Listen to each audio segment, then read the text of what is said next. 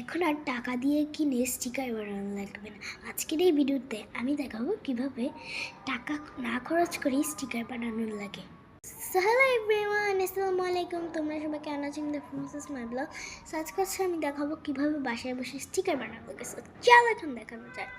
So সবার ফার্স্টে আমাদের একটা কাগজ এরকম করে সুন্দর করে যে কোনো কিছু আঁকা যাবে ইমোজি। সো চল এখন আমি একে তো নিয়েছি। সো এখন আমি কালার করে নিই।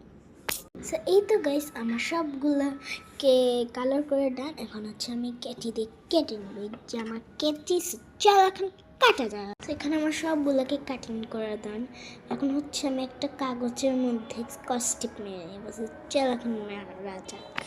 এতে আমি কাগজের মধ্যে কস্টিপটা লাগিয়ে নিয়েছি। এবার আমি যে কাগজগুলো রেখেছি ওগুলো এখানে তাড়াতাড়ি করে রেখে দেবো।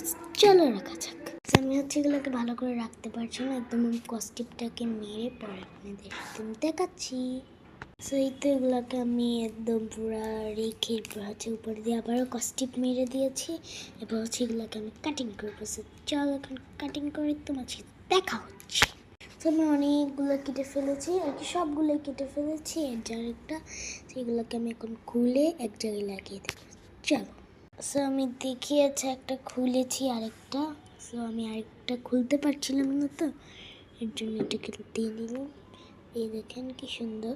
আসসালামু আলাইকুম।